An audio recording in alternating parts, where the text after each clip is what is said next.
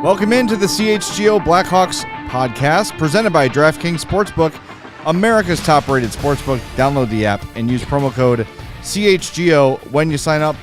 Jay Zawaski, Greg Boysen, Mario Tirabassi, we are here. It feels like we've never left. We have done roughly like 20 hours of hockey coverage in the last 2 days. Seems like it. Or so. We had the Hawks exit interviews today. We're going to share some of that audio. But with yesterday's show, we didn't really get the chance to get into much of what Kyle Davidson said on Thursday, so we're going to start the show there. First, thanks for joining us. Make sure you smash that like button for us on YouTube. Make sure you are subscribed to our YouTube page. Make sure on our podcast page that you're following or subscribed there. Leave us a 5-star Apple Podcast review or Spotify review there. Another thing we want to call your attention to, our bracket challenge is open to sign up for. The brackets will not be set until tonight. There's still playoff matchups to be worked out. But if you go to our Twitter account at CHGO_Blackhawks, the pinned tweet is the link to join the bracket. The password is Captain19. That's all caps. And I'm going to say this a million times. Make sure once you sign up, you go into the settings and change your entry name to your email address. So if you win, we can reach you. All right? That's good. Winning things is better when you can be reached and given the prize. Yes, I don't think last year's winner ever got a T-shirt because we had no idea. We had no idea who it was or how to reach them. Exactly. So make sure when you sign up, you hit that little cog, the little gear wheel, whatever you want to call it, and change your entry name to your email address. Is the T-shirt that they are winning the Jonathan Taze I think they can pick Captain whatever T-shirt? It is a shirt of their choice, but I'm assuming It has to be a Blackhawks shirt. Though. That people you're will- not yeah. allowed to win the Stanley Cup bracket and pick a Cubs shirt. I will right. not stand for that. All right, so the Hawks shirt of your choice. I like that rule. There you Including our new Captain, Oh Captain, My Captain design. Do that, our retro CHGO with the actual hawk on it. Yep. Get yourself that Hosta shirt. Host shirt Or the original, right in front of the me. show Classic, logo. The show logo, the OG shirt. Yes. And yes, Norfin 26. The password is Captain19, all capitals Captain, and the Yes. number 1919. Correct. Can you throw that new pattern up one more time so people can see it if they haven't seen it yet? Yeah, the this new is the new new shirt. Oh Captain, My Captain design available at chgolocker.com. If you're a diehard, good news, you save 20%. If you're not a diehard, good news. When you become one, you get a free shirt or hat of your choice. Great thing about this is the graphic has been updated Yes. to add the goal he scored last Good night. thing they didn't send that to the printers already. So that one says, that's on your screen, 371 goals. Taves actually has 372 goals. Whether you ordered it yesterday or today, you will have the correct number on there. Never fear. 372. I had the idea that they would just cross out the 1 and write a 2 there. Just include a little tiny sticker with every Yeah. order. But no, it's going to be all updated. Yeah, good stuff. So, again, thanks for being here with us. We appreciate it. Reminder to smash that like button. And let's get started because we've got a lot to get to and not a lot of time to get to it or energy to get to it. Kyle Davidson spoke bright and early yesterday, 9 a.m., and had a lot to say. And before we get into the specifics, you know, I've never really had many moments where I've thought, wow, this guy really doesn't know what he's doing, or, you know, he's made some difficult moves and some painful moves, but his reasoning is correct. And I left yesterday feeling the same way. I just really feel like his vision, whether or not it works out as perfectly as we all hope it does, is sound. He is standing by it. He is steadfast in his belief that this is the best way to do it. He is ruthless. He is heartless, and that is exactly how I want my GM to operate. And I left that room yesterday feeling very good about the future of the Blackhawks. Yeah, I think every time he's explained what the path forward is for the team and how they're going to try and reach the goal of getting back to consistent Stanley Cup contention. I never look at it and I'm like, I wouldn't do that. Like there's a lot of things that make a lot of sense in the long-term plan of what he's trying to accomplish as GM. And I think the best thing about it is that while he is making a lot of decisions based on, kind of consulting with his management group, the conglomerate of assistant GMs he has, he's still wearing every decision, which I think is important for a GM to have accountability. So if we're talking, 5, 6, 7 years down the road, and this team still is not even close to playoff contention, then you can point the finger at Davidson and be like, hey, what you were doing didn't work. And I think even though right now we're all pretty much, I think most Blackhawks fans are on board with what he's doing, given kind of the necessity of what needs to happen. If it doesn't work out, then that's on him. That's on him and his plan not working. So it's not like he's going to go into this saying, well, some of these decisions were mine, but some weren't mine. So, don't blame me for everything. He's putting his name all over this rebuild, which I think is you have to do as a GM. So I appreciate that. And yeah, I think, there needs to be a lot of patience with how this thing is going to go. But so far, I haven't seen anything for me that says, like you said, I agree. I don't see anything from him that I'm like, this guy doesn't know what he's doing.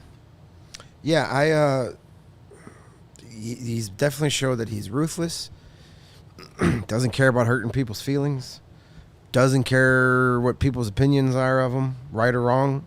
You need that when you're in that type of job. You can't be everybody's buddy. You can't be everybody's friend. You got to be like, hey, while you work for me, I'm here to support you, but the second I can get something better, get your ass out the door. Right.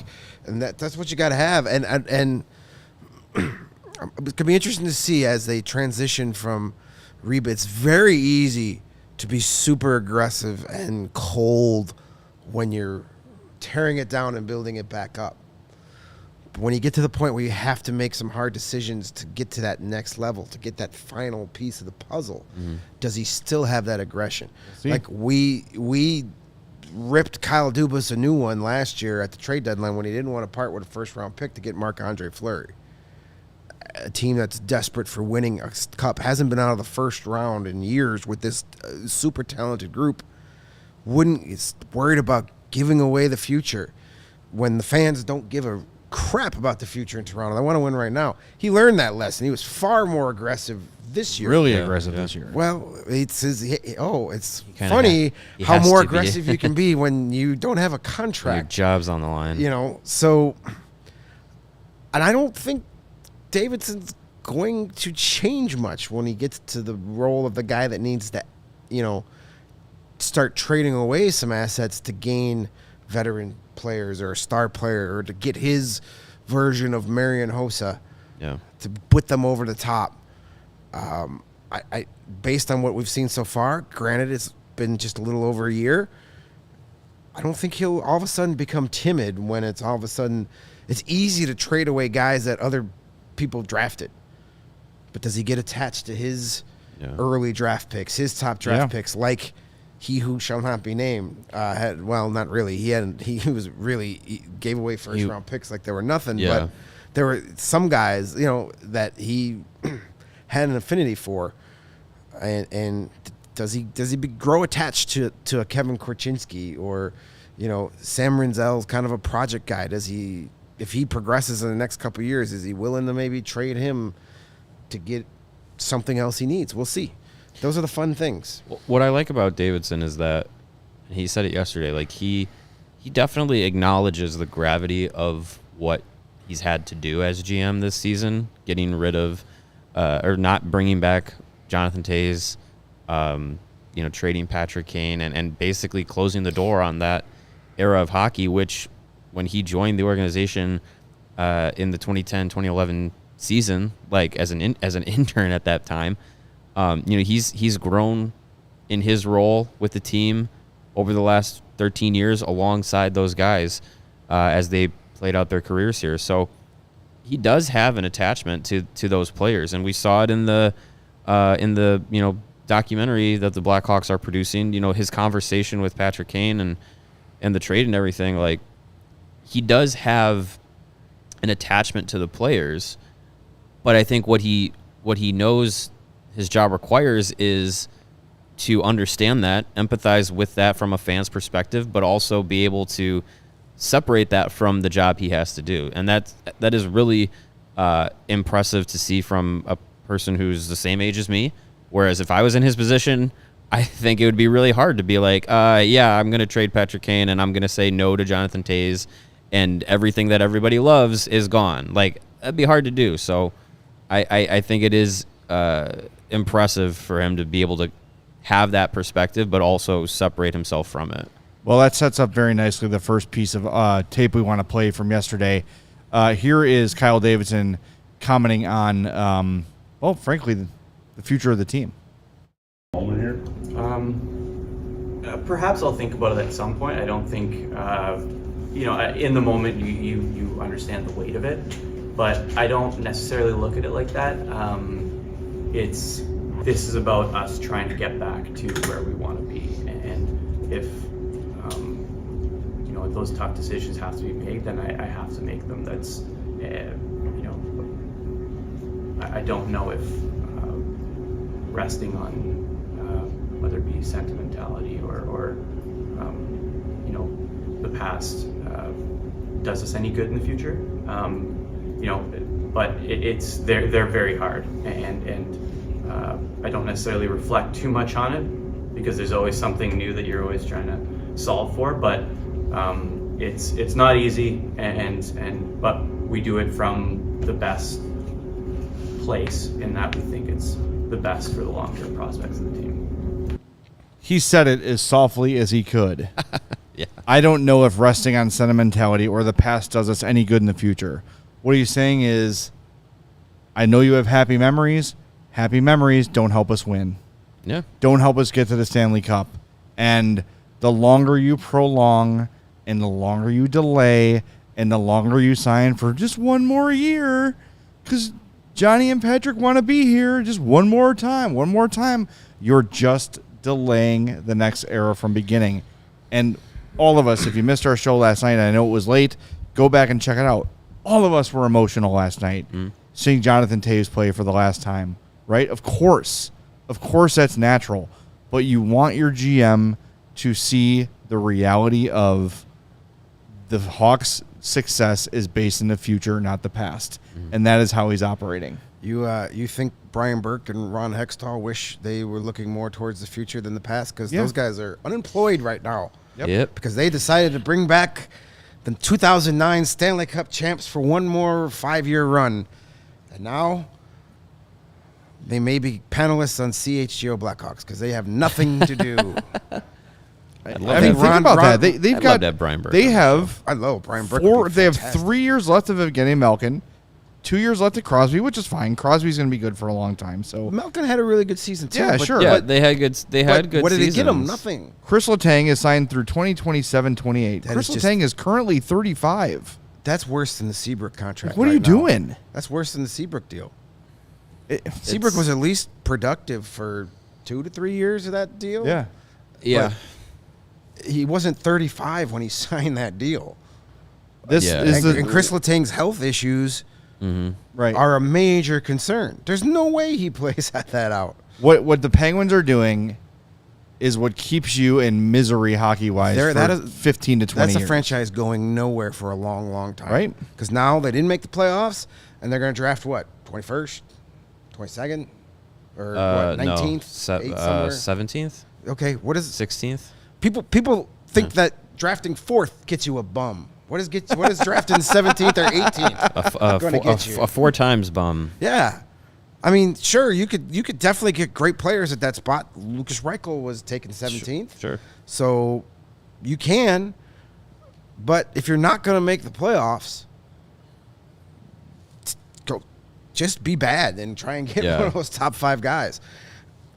Man, I'm fine with it because I don't like the Penguins, but the last guy that was here was trying to That's do what that. he's trying to do. Yep. And also, had Pittsburgh won the game against Chicago or Columbus and squeak into the playoffs, what does that get you? First round matchup. 4 games again, your ass whooped. First round Boston matchup Bruins. against the Bruins. So it's just like, yeah, maybe you make the playoffs, keep that streak alive, but to get blasted in one round by a historically hot Bruins team, is it worth it to you're still going to pick 18th, Yep. So you're not any better for it. So I think that is not the way to go. Obviously, ownership there doesn't feel that way. Well, 'Cause they said, you know what, you guys can leave now. They were only there 2 seasons? I think 2 seasons. But I mean, now they have. You would imagine they would have to bring in somebody that has the vision of the opposite of what was being done. So not just try and hang on for this little bit of time. They're kind of in a position that the Blackhawks were in, where it was like hanging on to what you've tried to do the last few seasons wasn't working. So you got to change things up. So I don't know what Pittsburgh's going to do, but it might look a lot like what Chicago's going through right now in due time. The only guy out of those 3 you could trade really would be Crosby. Do you do that? I don't know. You new GM first day on job, you trade Sidney freaking Crosby? Kyle Davidson would. Well, there's only one Kyle Davidson, and he's locked down. Like that's no one's taking Chris Letang. Nobody is taking Chris Letang. That's tough. Not that contract. And no one's going to take Malkin's deal for that that much money and that length. Don't sell the NHL short. There are teams that would, but it wouldn't be smart. You're going to have to retain, and you're going to have to sweeten the deal with a. It gets messy. Yeah, you just can't. Oh well. I mean, it's nice to see it happen to somebody else instead of here. Yeah, Davidson went on to kind of talk about what clearing the deck of Taves and Kane allows the young players in the next generation to do. This is another important piece. Yeah, I don't know if it's necessarily putting the past behind us. It's more so clearing the deck to some extent to allow the organic growth for young players into leadership roles and offer this new era of Blackhawks player the same opportunity that Taves, Kane, Keith, Seabrook, they were all offered when they came into the league. They're, when there's a player like Jonathan or Patrick in your locker room, you defer to them. You just let them handle the leadership, and there's not a lot of development opportunity there. And so there's now, we believe that it was something that's beneficial for this next group to allow leaders to emerge and, form that relationship with Luke, form that relationship with myself in the locker room, be the voice, rather than deferring to someone that's been here for so long, and it gives them an opportunity to step up and be the new leadership of the franchise. This comment delighted me because it's something we've talked about all year. Sounds like someone's been listening to our show. Kyle Davidson's like, very smart. Good point, Greg. Great mind. Chat that down for my end of season press conference. Very smart, well spoken thought right there. Yeah. Sounds great. But I think it's true. And I think, look, even covering the team is a little bit intimidating with those guys around because they've been there so long, and they're these veterans or these legends or these Hall of Famers. Mm-hmm. They're going to be an easier team to cover next year, right? I know it sounds kind of silly, but like, you know what I mean? Like there is a different vibe when those guys are around and when they're present. Yeah. And it's not a bad thing. I don't want to say it's a bad thing, but I do think as you look for this next generation of leaders to step up, it's going to be nice for them to just organically take on that role and just say, it's not going to be voted. It's not going to be like, you're a captain, you're a captain, you're a captain. That's going to happen naturally. Yeah. And I think that's how it happened when these guys came in. And yes, of course, when Taves was drafted, everyone knew he was captain material, but they weren't so sure about how he would actually execute the job. And it only took 1 year to convince them that he was the guy. Yeah. And I saw a lot of people yesterday online kind of freaking out at this comment saying, yeah, well, Keith and Seabrook and Sharp and all those guys, they were already there. Yeah, but I think the context of what he's saying is that it wasn't like they all showed up at the same time and all were prepackaged, legendary, ready to be legend players. They weren't. Keith and Seabrook were 2 years into their NHL careers. Young players, two very young guys. Patrick Sharp was two seasons with the Blackhawks. Like, I think he had 3 NHL seasons under his belt at that time. None of them were surefire, all could have been captains, all were going to be legends and great Blackhawks. They weren't. That wasn't clear yet. They were all still developing in their young careers, and they got the opportunity to do that all together. And yeah, there had to be veterans alongside with them, of course. Like, you can't just have a team full of 19 and 20-year-olds and expect success. Trust me, I've tried it on NHL 23. It doesn't work. So, you have to have that ability to let those guys kind of all come up together, but they're all coming staggeredly. Taves and Kane came 2 years after Keith and Seabrook and Sharp were here for a bit. So if you want to kind of project it out, let's say next season we're talking about Lukas Reichel, maybe Philip Kurashev, maybe Alex Vlasic, all kind of coming along, Isaac Phillips. Then next season you're talking about those guys, plus maybe a Kevin Korchinski and an Ethan Del Mastro, maybe Frank Nazar. Then the next season you have another wave of guys. Maybe whoever they draft this year is in that wave. Maybe next year Connor Bedard's part of it. Maybe next year or the season after Adam Fantilli's part of it. Coming in waves with the players in their leadership roles, that's going to be key to this, because you can't have them all be here at the same time.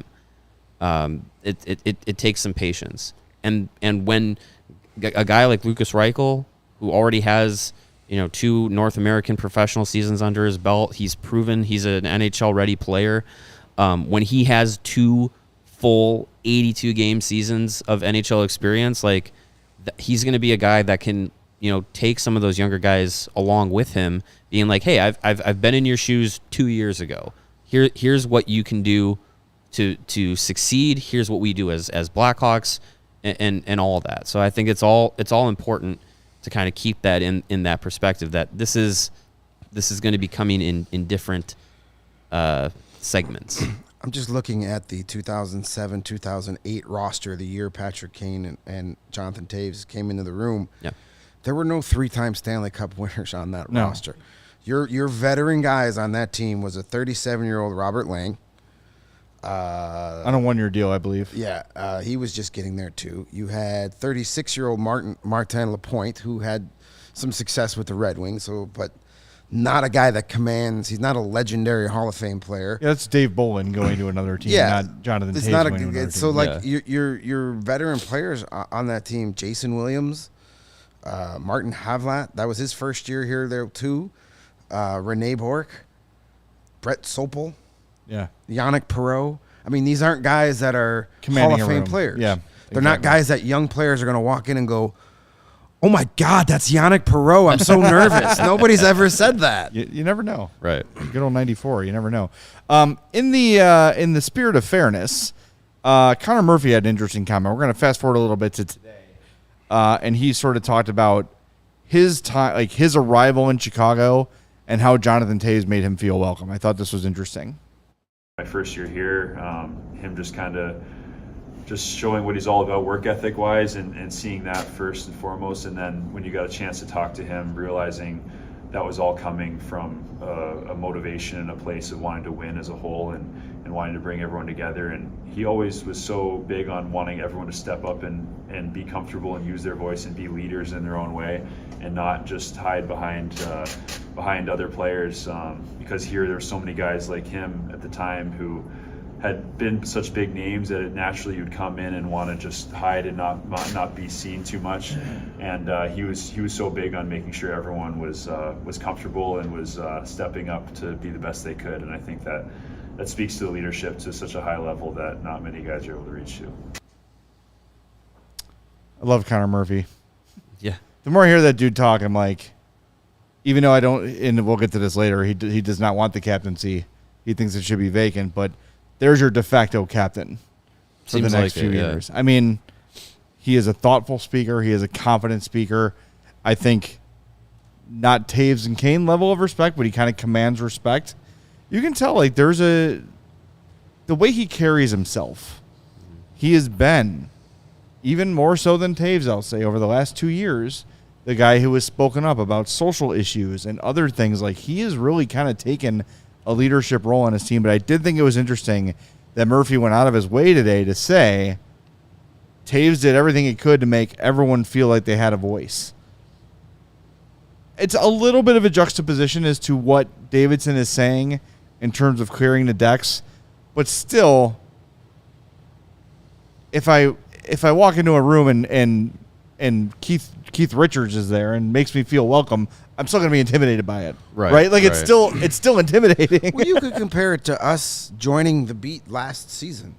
We're walking in or even the start of this season. There's still times where it's like, I don't want to step on Scott Powers' toes by asking a question before he does, or Tracy Myers usually gets the first question of the scrum. You don't want to step on their toes because they're the veterans. They've been there for so long. They're the pros. So it's kind of the same idea. Like, am I doing this right by, like, taking the face-off drill before Jonathan Taves? Do I have to defer? Like, there's unwritten rules that you're not exactly sure what they are when you get there first. So I'm interested to see Conor Murphy next year, now that Jonathan Taves is gone, how much more of a leadership role he takes on. There's a few guys there next year that will expand to that. Not saying they're going to be the Jonathan Taves level leader, but Murphy can definitely do it. He's the longest tenured Blackhawk now. Nobody's been here longer than he has.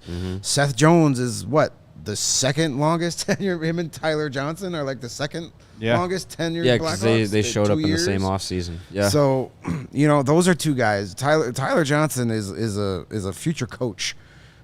He's got natural born leader qualities. So it's gonna be interesting to see what those guys do, especially Murphy and Johnson. Yeah. I know Jones says that he wants to do more leadership wise. I just don't know if that's his personality. Yeah, and that's okay too. That's fine. Not everybody needs to be the rah-rah cheerleader guy. Some guys just go out and lead by the way you play. You don't have to be screaming and yelling at everybody or teaching everybody. Just go like, hey, go watch how I just did that. Yeah. Like, some guys are that way. You don't watch how I prepare. Yeah, you don't need 18 Jonathan Taves on your team to be successful.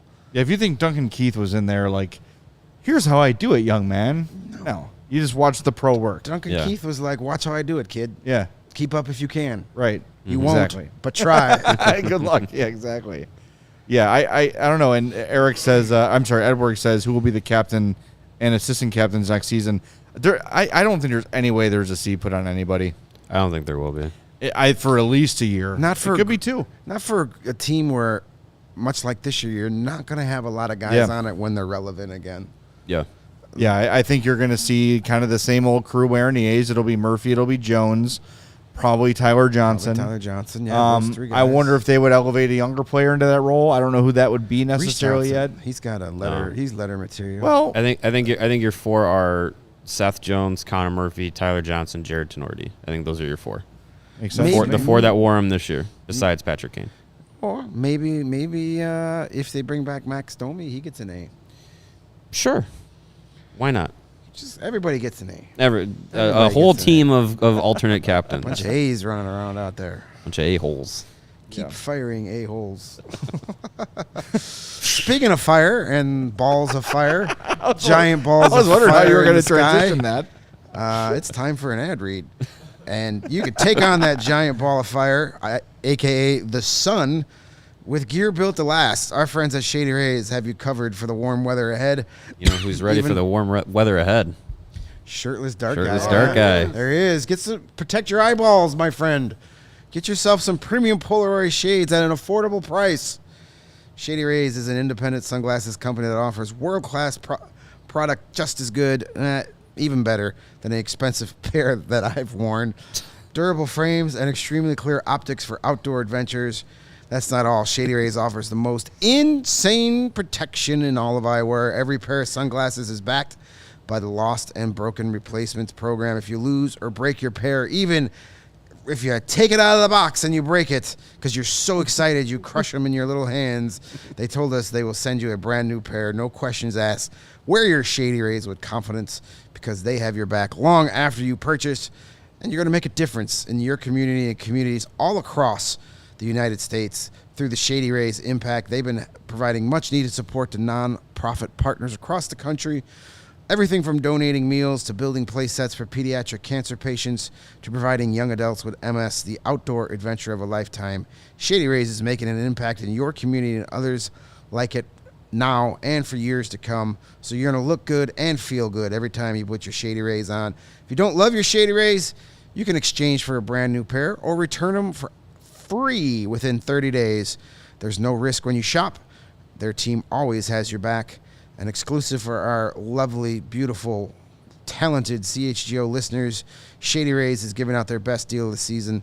Go to ShadyRays.com, use the promo code CHGO at checkout, and you're going to get 50% off any order that features 2 or more pairs of Shady Rays sunglasses. That's buy one, get one free, if I do the math correctly. And I'm bad at math, but I even think I got that right. Try for yourself the shades rated 5 stars by over 250,000 people, and maybe Shirtless Dark Guy is one of them. Well, he's out there. There he is. He's on your screen right now. So in case you're wondering when we always thought he exists, there he is. He's checking in. Spring is here. Yeah. Shirtless Dark Guy has returned. And he's on his phone, so he could very well be watching live sports on Fubo. I'm hoping he's ordering some Shady Rays. Well, he could be doing both. Or some You could be watching live sports on Fubo whilst ordering sunglasses. Or buying a shirt from the CHGO locker because So he many obviously things. lost his. So many things. So many do things. do on that phone. If you want Fubo and you're ready to cut the cord, like I would say most of America, Fubo is a great place to do it. Why? Because if you're a Cub fan, it is the only streaming service that offers you Marquee, which is great for Fubo, dumb by the Cubs. That's a different show. 140 live channels of sports, shows, movies, and news. You can stream live TV from any device, like Dark Guy's phone out there. Watch the most Chicago sports for the lowest price and start watching immediately with a 7-day free trial. Go to FuboTV.com/CHGO. There's no contract. There's no cable. There's no hassle. Just sign up and start watching. You get 1,000 hours of cloud DVR included at no extra charge. You've got the NFL draft coming up. The NHL draft, of course, is coming off. The playoffs are starting. And the NBA and the NHL, you got the Bulls tonight. The Cubs and Sox. And again, the only place to watch the Cubs streaming is on Fubo TV. Watch the Cubs on Marquee and the Hawks and Bulls on NBC Sports Chicago with Fubo TV. Use the link in our description to sign up for 15% off your first month of Fubo Pro. Go to FuboTV.com/CHGO.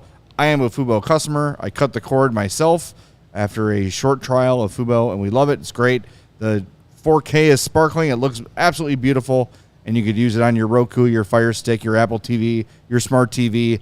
Fubo apps are there for all of it. That's how it works. It is great. Love it, love it, love it. Yeah. And you were watching some games in the press box while we had some downtime, and it was crystal clear picture. Great streaming service, that Fubo TV. Yeah, I saw the Penguins lose on Fubo last night. Yeah. It's a lot of fun. All right, another thing we learned, and I think we all sort of tend to agree with, is that the Blackhawks have found their head coach. Luke Richardson has been outstanding. Every player we heard from today went out of their way to praise him. If you want to check out a lot of the exit interview videos, go to our Twitter account at CHGO_Blackhawks. We probably put out maybe like a dozen, maybe more videos from various Hawks today. A lot. On all different sorts of topics. We're not going to play them all today, but Kyle Davidson made sure to take some time yesterday to praise his head coach. Let's hear what the GM had to say. I don't know if I have any specific examples. I think it's just over time, the team came out and it's like, this team plays pretty hard for him. And then it looked pretty structured.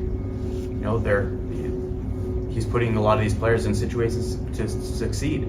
And it just kept happening over and over and over again. And so it's just that consistency that it's not just like a snapshot for right out of the gate, we look good, or right out of the gate, the structure looked intact. and it was something that we saw all year long. And right till before the trade deadline, we beat Vegas, Dallas, and Toronto, some pretty good teams, Boston, and then two desperate teams over the last little while in Calgary and Pittsburgh fighting for their playoff lives. You don't do that without good structure, a motivated group, and at this point of the year, there's some motivation that comes from the players, and they should be commended for that, but a lot of that is on coaches as well to get them up for it, get them motivated, and get them going right from the puck drop to win those games. And so he's just shown. I don't think he's had a misstep all year. It's been a really, really impressive season from him, and it was something that went right back to our initial interviews with him. You just felt it was right, and the connection was there. How he saw the game, how he wanted to play the game. It was we were in lockstep, and so it was something that after that initial interview, this is the guy for sure. It's going to be 2 or 3 or 4 years, but you have to be really excited then to see what he's going to do with a loaded roster. Yeah. Like it's really exciting to think what. First of all, it's really exciting to know that we've got the right people in place, and that's such a big key to this. And whether it's in the front office or behind the bench, you need great people. Now it's time to find the young players to come in and fill some roles, but it's such a huge benefit to feel confident in the person running our bench. I don't think he's had a misstep all year. That is a quote from a rookie GM on a rookie head coach. That is a really good thing to hear. And while you might scoff at that, we have challenged, because I think we kind of agree, like, there might be little nitpicky things here and there, but anytime we've had that, we've asked, and he's had a very reasonable response to it. Yeah. Right? We've asked our listeners, like, is there something we're forgetting that Luke really screwed the pooch on? Yeah. And I can't think of anything. No, I can't think of anything either. I really think that, it was pretty evident, early on in the season that Richardson was a much different coach than his predecessor. And, Kyle Davidson talked about, coming in and Richardson having a structure and everything. And Caleb Jones today kind of said it without saying it about Jeremy Colleton. Said something along the lines of, Luke Richardson coming in, having a sound structure and game plan was something that they didn't play with last year.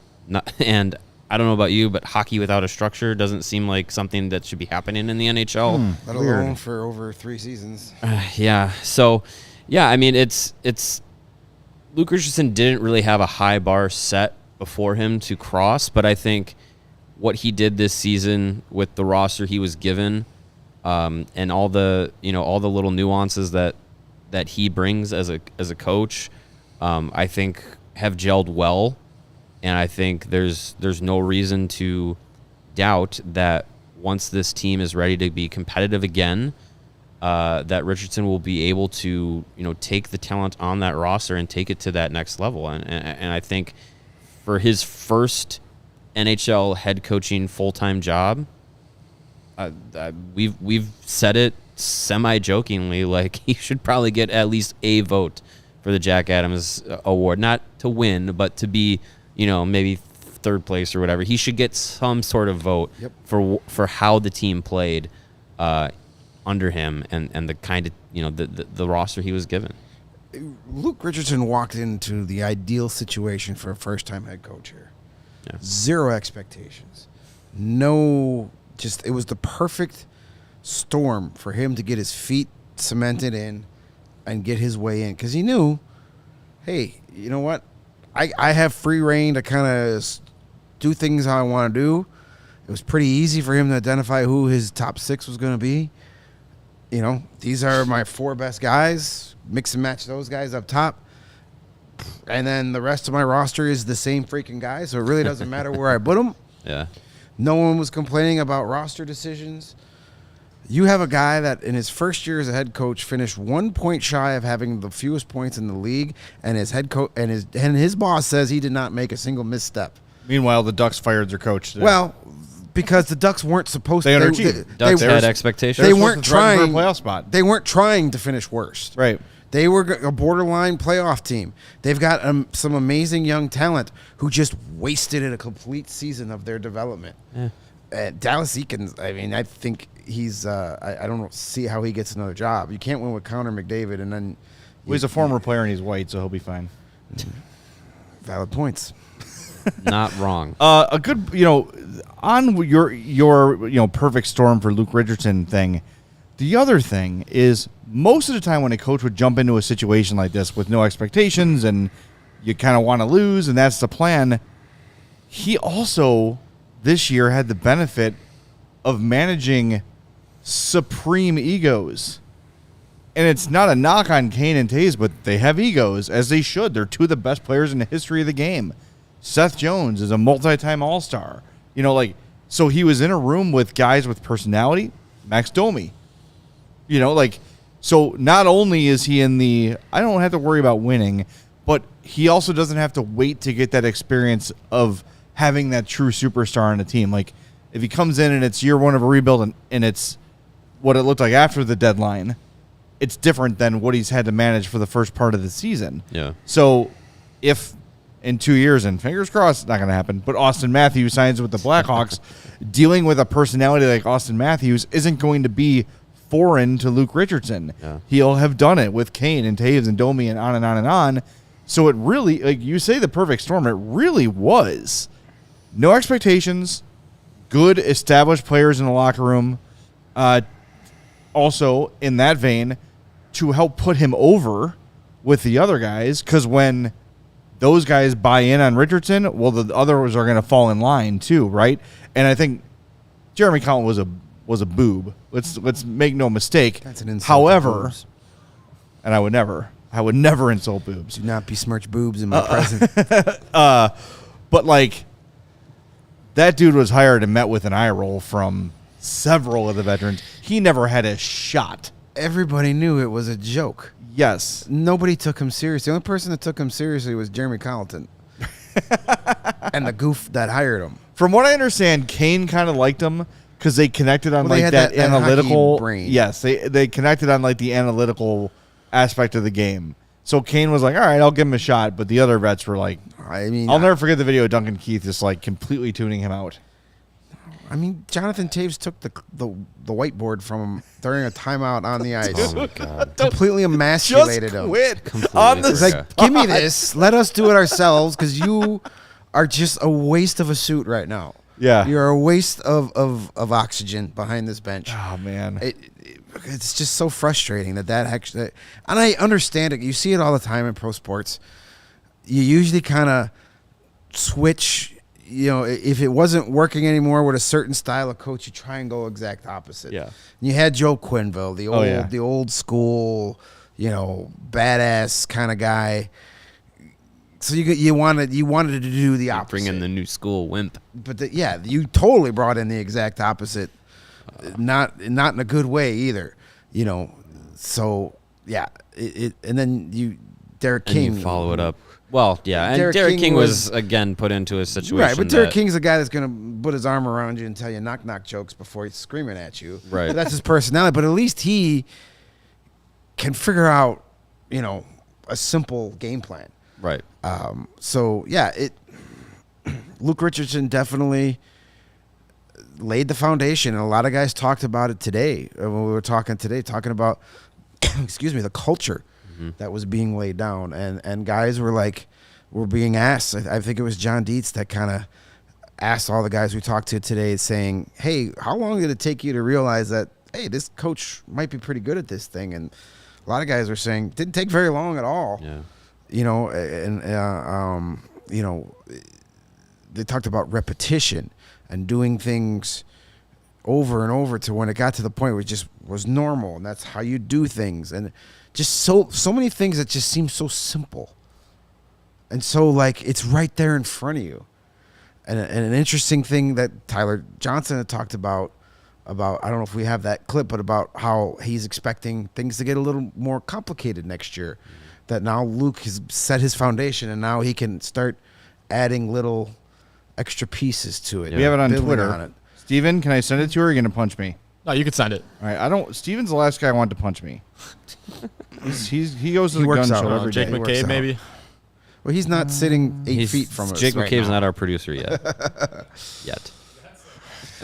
No, Get replaced. Yeah, I'm not sure which one it is. That's it. I mean, I We gave you the gist. Yeah, he pretty much said he thinks Luke is gonna, now that he's got Step his the game up a foundation, little he can bit, say, yeah. okay, now let's try this wrinkle here or this little differences here.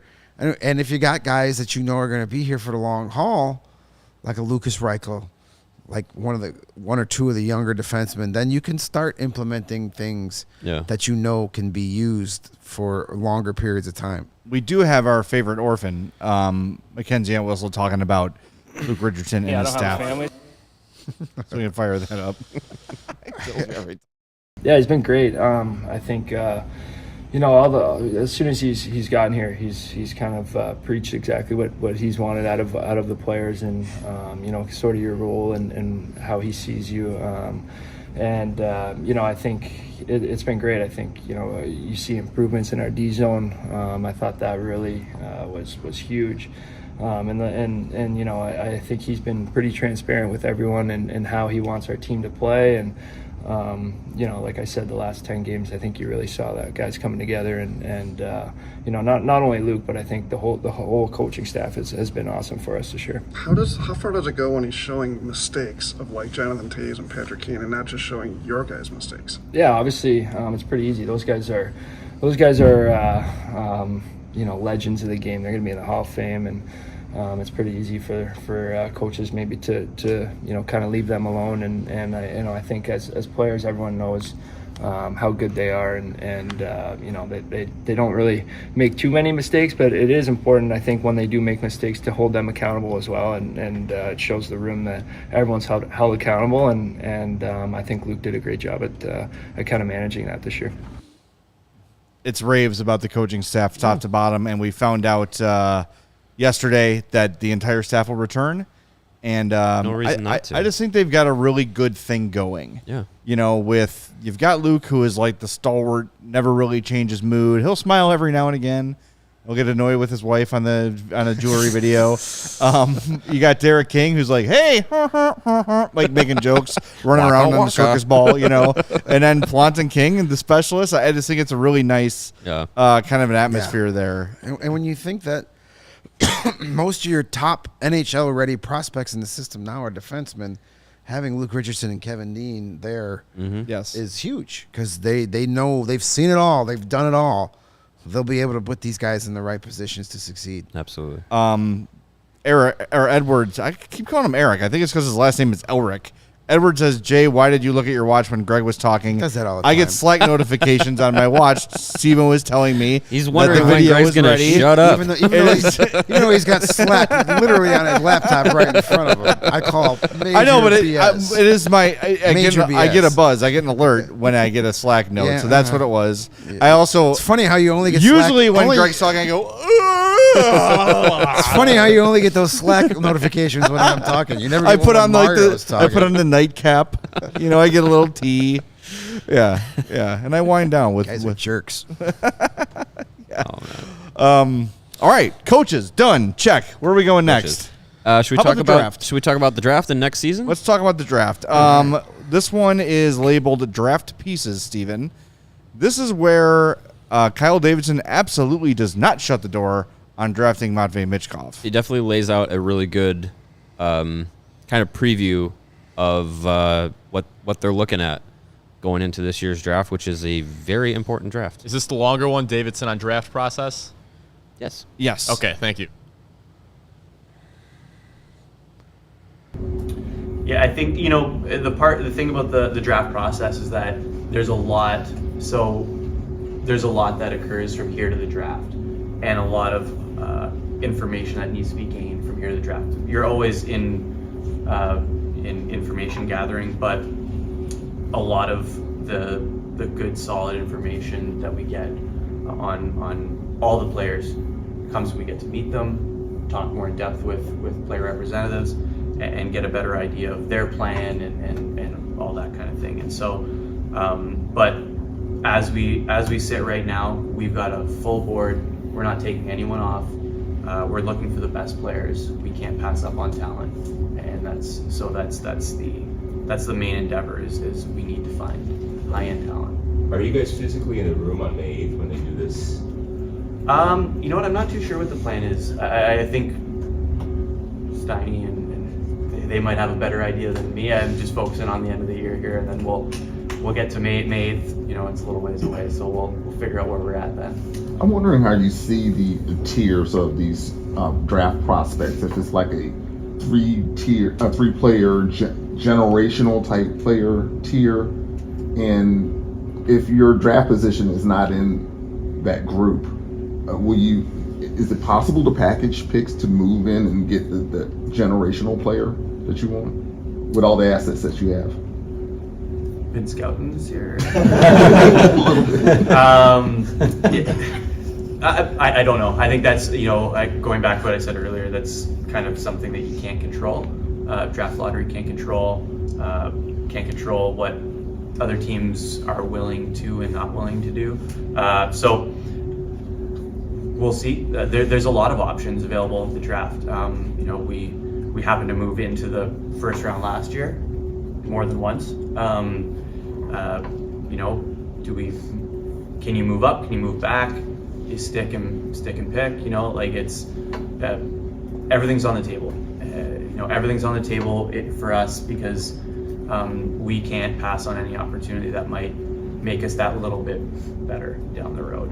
And so we'll see where the lottery goes, and then we'll figure out what the best path is after that. So talent is the number one option, and it sounds like Mitchkov would be somebody that you wouldn't drop just because he's not available until 2026. I wouldn't say that. I think there's, like I said, everyone's on the board, and I don't necessarily think that being available to us tomorrow is a prereq for us to draft you or not. This is not something that we're going to fix overnight. It's not something we're going to fix in Nashville at the draft. It's something that's going to take time. And this was year one. I thought we had a great draft class last year. We'll see how they develop, but early returns are positive. Hopefully, we have the same feeling leaving Nashville in the 2023 class, and then there's going to be more classes after that. And then hopefully at some point when the collective comes together, we've got ourselves a pretty special team. So we're not taking anyone off the board. We're not taking anyone out of consideration just because they might not be available to us in year or two or whatever. And so I think that would be a disservice to our endeavor for acquiring the best players. So it's something that's under consideration. Lots of work to do, lots of things to learn between now and the draft in Nashville. So we'll see where it goes. But as of right now, we're good. Draft capital. So yeah, I mean, as much as we talked about it, the roll of the dice that Matvei Michkov would present as a draft pick if he's there for the Blackhawks, to Kyle Davidson, he said you can't pass up on talent. We need to bring in as much talent as possible. And I liked the line of Davidson's when he said, being available to us tomorrow is not a prerequisite to be drafted. So the scouting staff, I think that they're going to go with whoever is the best available on their board when they come up with that first pick. And I like what Davidson said too, is that, there's last year's draft class, there's this year's draft class, there's next year's draft class. It's all a collective. So as much as we have focused on who their first pick of this year's draft class is going to be, it's just as important what they do with the rest of those picks. And a lot of them are top end picks. So it's it's more than just what they do with that first pick. But that first pick on May 8th, we will find out who it would be. But as we will play our next little video here, depending on where the lottery balls favor or doom, quote unquote, the Blackhawks, Kyle Davidson is saying that that's not really changing what they do this offseason. Your offseason plans influenced by where you land in the draft lottery? I don't think they will be all that influenced. I guess we just have to see as well, the thing about the free agency is we're so far out that guys might sign, and to say, we're really diving into that pool. Like, we know the players. That's what you have a professional scouting staff for and analytics departments for. But it's way too early to say, oh, we're going to pick here in the draft this player, are guys we're going to sign it, because they might just re-sign with their teams, and it's way too early for that. I don't think it'll dictate how we operate on July 1. Yeah, it's a message he said in a lot of different ways, where it's kind of like it's too early to even predict how things are going to go. A lot of as it pertains to the draft, a lot of the learning happens now after the season, preparing for the draft. That's when they really, really get it. Of course, they've been scouting all year, but now they really get into draft mode, where it is their primary focus. This is when they'll kind of get a feeling for what is Michkov's reality, right? Like, can he leave? Will he leave? What kind of relationship does he have with the government of Russia? Does he want to come to the NHL? Is he on the fence about that? Like, all this sort of stuff is done at this point of the game. Yeah. Somebody like Michkov, they probably have started that process a little bit sooner because they want to know if they have to completely eliminate him from their scouting. Alan K points it out. They do have a number of European scouts, but Karel Pavlik is the primary one in Russia, keeping an eye on things. He's not in Russia, but keeping an eye on Russian prospects. So, that really that prep process begins now. And as you said about free agency, you can make your targets, and then all those guys can be signed by the time free agency starts. Yep. So, you just yawned when I read. We're even. We're even. Yep. See that, Eric or Ehrlich or whatever your name is? Oh, hey. Turnabout's fair play there, pal. Edward. Edward. I don't have a watch to look at, so I just went for the yawn. Yeah. Well, hey. I have no segue. Goose Island Beer Company. That won't make you yawn. It's delicious. It could make you yawn. It could make you energized. It could do anything for you. But whatever it does, it's going to taste great. They are the official beer sponsor of us here at CHGO, and they are, of course, Chicago's beer since 1988.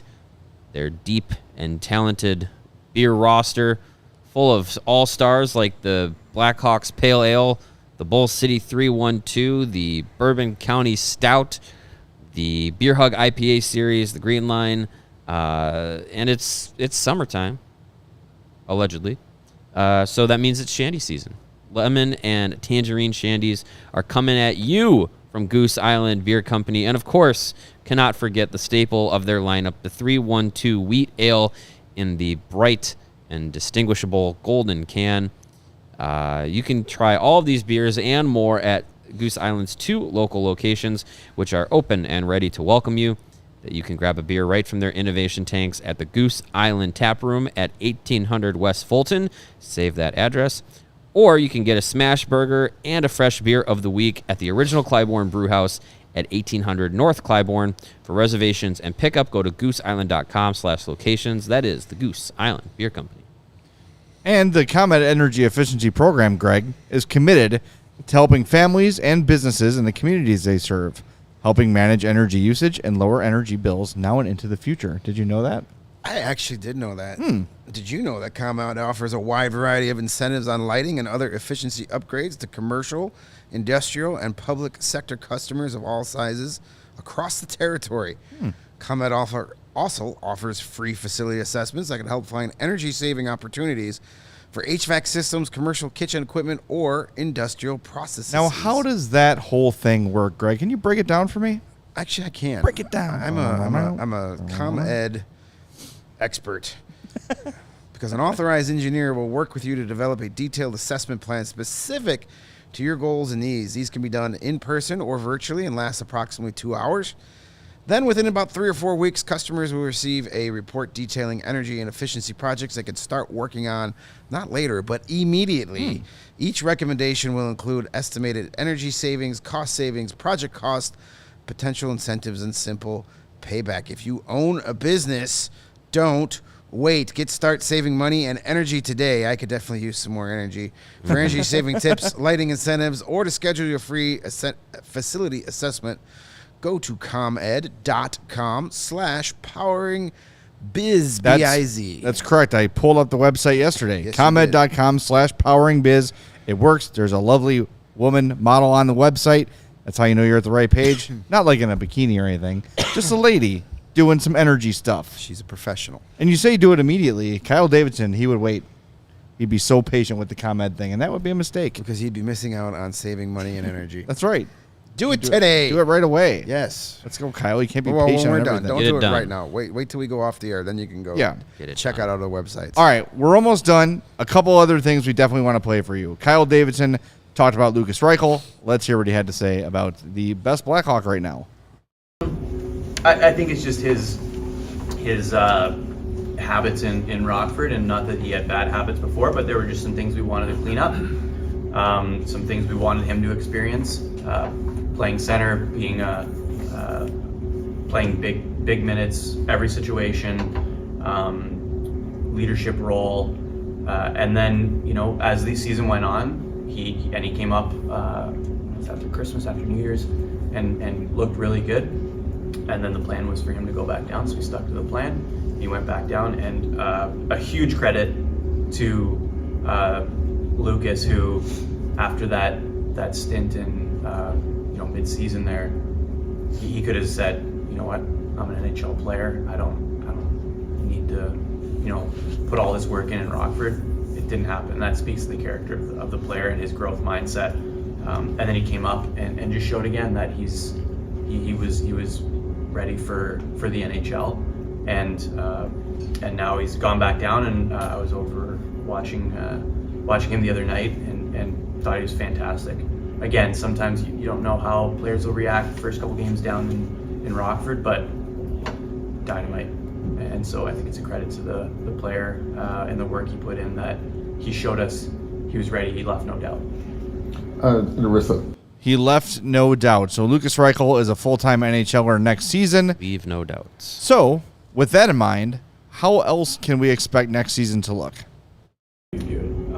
I think next year what I see is the infusion of some more of the young talent that you've seen on an up-down basis from Rockford, more full-time, and then supporting those young players with maybe some new players in the organization, whether it be free agency, trade. Again, we're going to prioritize flexibility. We're going to prioritize keeping our salary cap position advantageous, so that doesn't mean we're going out and signing long-term deals. That's not where we're at. This is a rebuild. They take time. You can't take any shortcuts, and we're just going to let that develop over time and see where it goes. But I think the exciting thing for next year is that we're going to have some of these young players up on the squad full time. You will have to sign some guys just to even hit the floor, right? Are you kind of imagining bringing in guys in like 1 or 2 year deals to just get to the floor and have some guys here for a short term and then figure things out long term later? Well, I think the flexibility aspect is really key for us, because we don't want to block any of our young prospects out should they show us that they're ready to play full-time NHL minutes. And if you have long-term contracts, then they could lock players out. I'm not saying that any of the players we potentially could bring in the summer aren't players that could be here, beyond whatever we sign them for, whatever their contract dictates. But we're going to remain flexible on that one. But the flexibility in going shorter-term deals is something that we're going to look at, because of the need to keep options open for our younger players. Are buyouts on the table for similar reasons?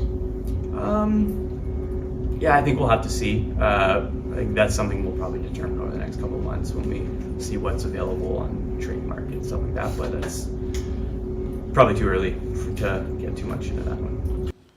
There you have it. That's how next year is going to look for the Blackhawks. So a bit more of the same, but some younger players more full-time.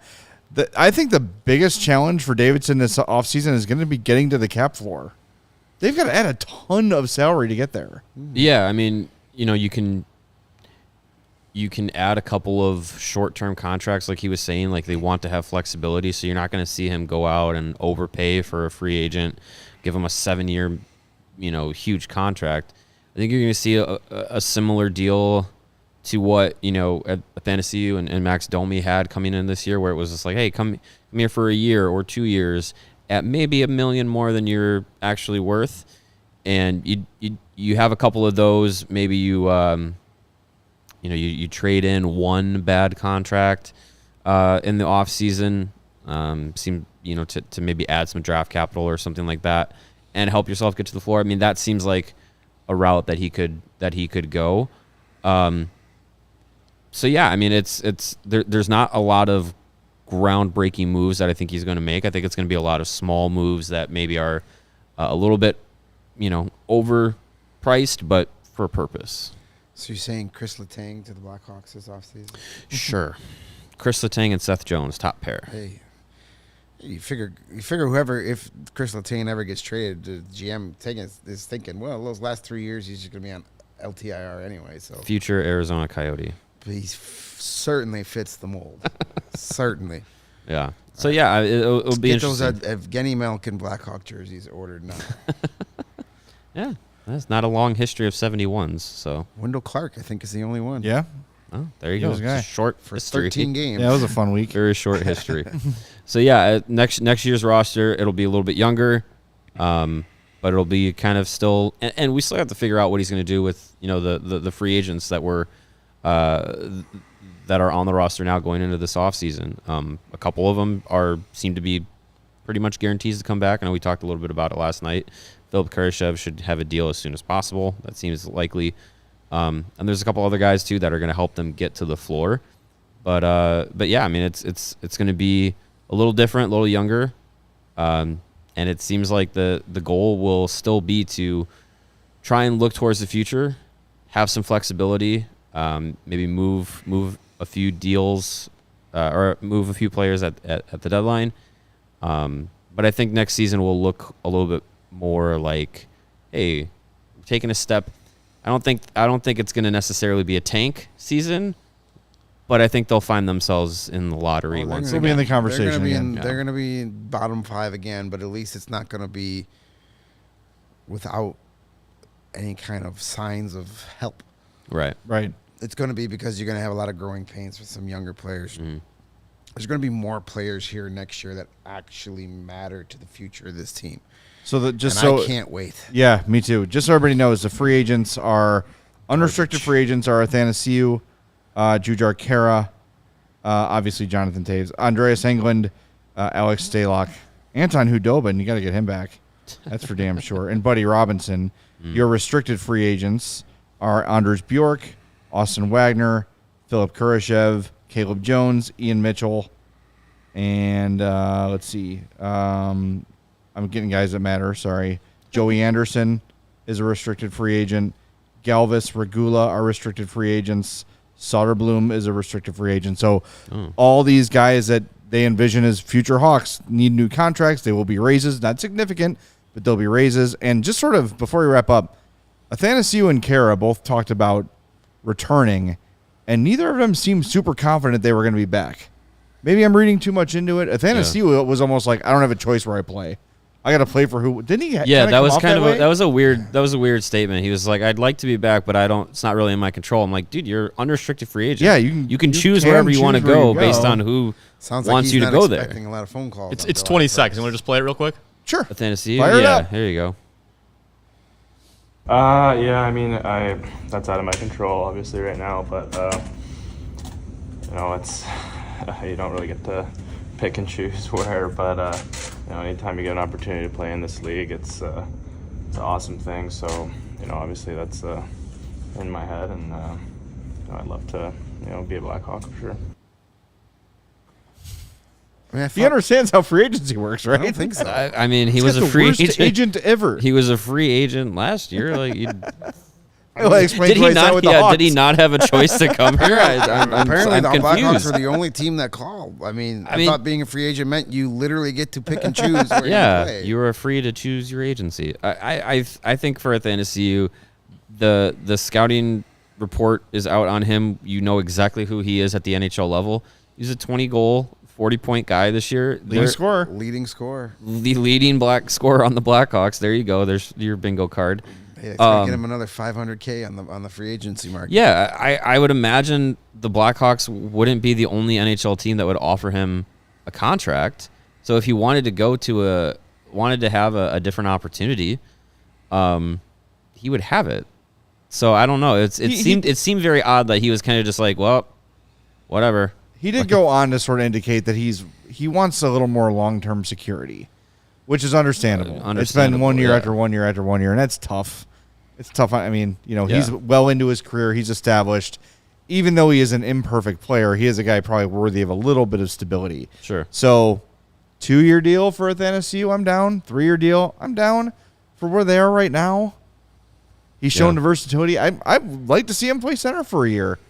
Luke was really, really encouraged by we're getting long. We got all summer to talk about this crap. Yes, we do. We should wrap up the show. Before we do, I think we all want to take a minute as our regular season is completely over today, finally over for sure. Thanks for sticking with us. I know it was a really tough year. I know there were a lot of losses. I know that there was a lot of heartbreak with beloved players traded and guys that you would kind of come to like Domi and McCabe moved out too. But a lot of the same people have been with us from show 1 to show 82 through the regular season, and we're not going anywhere. We'll be here 5 days a week, starting Monday at 2 p.m. every day. We've got the draft lottery, the draft, everything coming up, so we're not going anywhere, but I think we all just want to say thanks for making this season so easy and fun. Absolutely. It's always nice to jump on the show after a game at 11:30 at night, and there's 150 people watching. Yes. It's a good feeling. Really.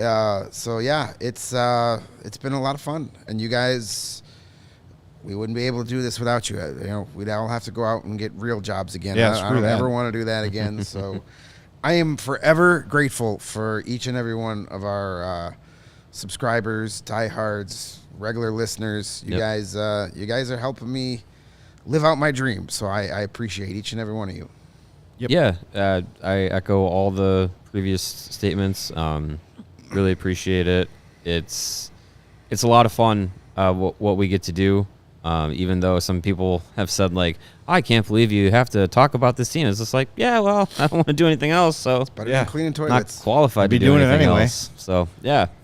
I appreciate everybody and their support, their kind words, even the harsh words sometimes. Hey, at least you're listening, right? Yeah.